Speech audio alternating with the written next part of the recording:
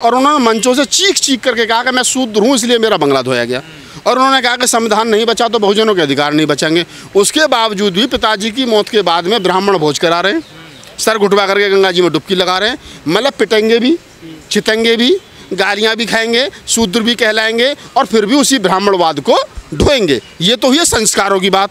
और अब आगे सदन में, संस्कार से सदन में, अब सदन में वोट चाहिए पिछड़ों का, वोट चाहिए दलितों का, वोट चाहिए क्या नाम है मुसलमानों का, और नेता प्रतिपक्ष बनाएंगे ब्राह्मण को। और ब्राह्मण भी कौन सा है? जिस आदमी ने मिनिस्टर रहते हुए सिद्धार्थ विश्वविद्यालय में 84 प्रोफेसर्स में से 83 प्रोफेसर्स ब्राह्मण भर दिए, उस आदमी से आप न्याय की उम्मीद करोगे? और आप उससे उम्मीद करोगे कि ये पीडीए की रक्षा करेगा, पीडीए के विचार को आगे बढ़ाएगा? लेकिन क्या कारण है, क्या कारण नहीं है? अखिलेश यादव राष्ट्रीय अध्यक्ष पार्टी को उन्होंने क्या सोच करके माता प्रसाद पांडे को विधानसभा का प्रतिपक्ष का नेता बनाया, ये विचारणीय प्रश्न है। और मैं समझता हूँ कि अगर कांग्रेस हो, समाजवादी पार्टी हो या अन्य इंडिया अलायंस के घटक दल हों, वो इस प्रकार की हरकत करते हैं तो उनको ये जवाबदेही है कि जिस आधार पर आपने वोट लिया था उस आधार पर आप खरे नहीं उतर रहे हैं, लिहाजा अब हमको विचार करना पड़ेगा नेक्स्ट टाइम आपको वोट दें या ना दें। लेकिन मैं ये कह रहा हूँ कि जो समाजवादी पार्टी का जो डिसीजन है वो निहायत ही गलत है। हिस्सेदारी की बात क्यों करते हैं फिर ये लोग? तो ये तो वही वाली बात होगी ना भाई, आपको वोट चाहिए लेकिन हिस्सेदारी नहीं दोगे। आपको वोट तो चाहिए लेकिन लीडरशिप नहीं चाहिए। चंद्रशेखर के साथ क्या हुआ? चंद्रशेखर अकेला शेड्यूल कास्ट में भी खासतौर से जाटव चमार नेता उभर के आया, अपने दम पर वो उसने अपने आप को स्थापित किया भारतीय राजनीति में। और उसके बावजूद भी ना तो उसको कांग्रेस स्पेस दे रही है, ना उसको समाजवादी पार्टी स्पेस दे रही है, ना उसको बसपा स्पेस दे रही है। और बीजेपी से तो उम्मीद, बीजेपी तो देगी क्यों, खैर उससे तो ना मांगा। लेकिन जो इंडिया गठबंधन के घटक दल थे वो स्पेस ही नहीं दे रहे, एक सीट छोड़ने को तैयार नहीं हो रहे। उसके बावजूद भी वो एक तरीके से मैं कहूँ अपनी पार्टी, अपना सिंबल उस पर जीत करके आया। और उसने तीनों के, चाहे वो समाजवादी पार्टी हो, चाहे बसपा हो, चाहे कांग्रेस हो, सबकी जमानत जब्त कराई। तो इसका मतलब ये है कि इस दौर में ये आपका वोट तो लेंगे लेकिन आपका नेता और आपकी जो लीडरशिप है वो इनको मंजूर नहीं है। और अगर मंजूर भी है तो अपने अधीन मंजूर है। चंद्रशेखर साइकिल के चुनाव पर चुनाव लड़ता, चिन्ह पर चुनाव लड़ता तो मंजूर था, सांसद जीत कर गया था समाजवादी पार्टी का सांसद। अब चंद्रशेखर अपनी मुखर आवाज़ है, अपना हुक्का अपनी मरोड़, जब तक जी चाहे पियो, जब जी चाहे तोड़। तो मेरा कहने का मतलब ये है गजेंद्र जी, ओमदेव जी, कि ये विचारणीय प्रश्न है, इसको विचार करना चाहिए तमाम दलित समाज के लोगों को कि जो उनके साथ हो रहा है ये हो क्यों रहा है?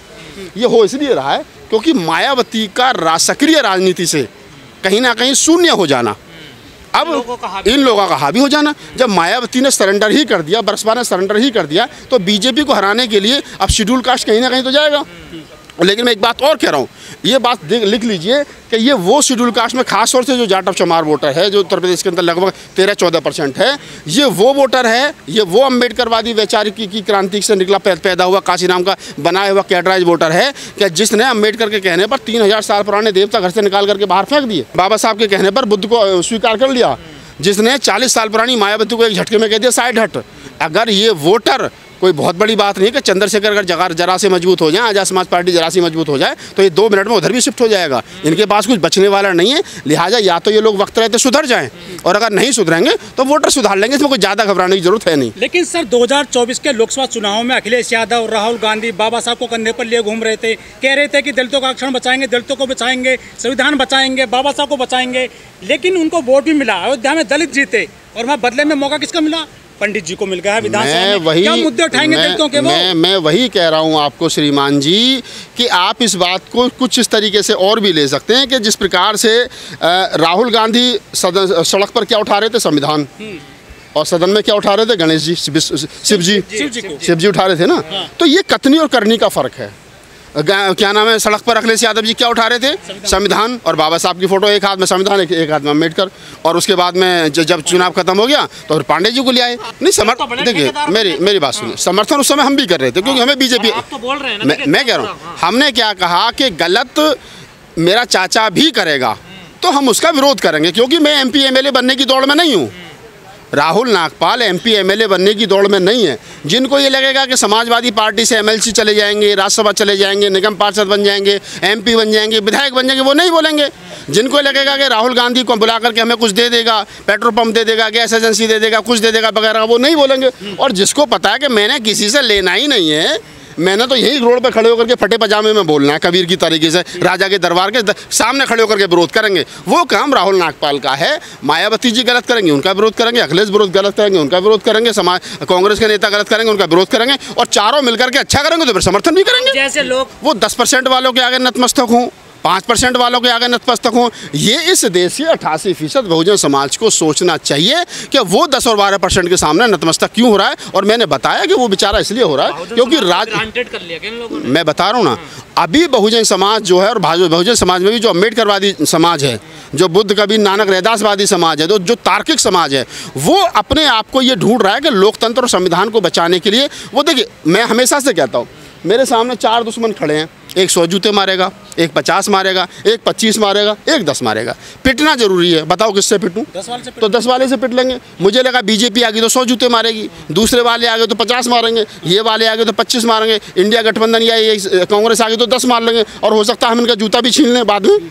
तो ये कह करके कई बार राजनीति में बहुत सारी चीज़ें कही और सुनी जाती हैं। राजनीति में कहा जाता है कोई परमानेंट दोस्त और परमानेंट दुश्मन नहीं होता है, लेकिन वैचारिकी की लड़ाई है। अगर हमारा विचार हम कभी भी अम्बेडकरवादियों का विचार बीजेपी के साथ नहीं मिल सकता, ये तय है।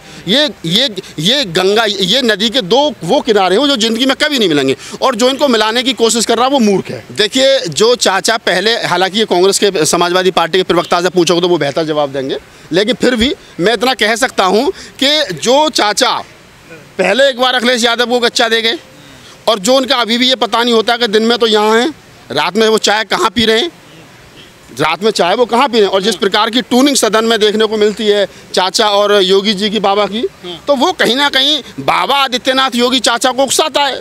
और अगर चाचा उकस गया, जैसे पहले एक बार उकस गए शिवपाल यादव जी, तो क्या होगा?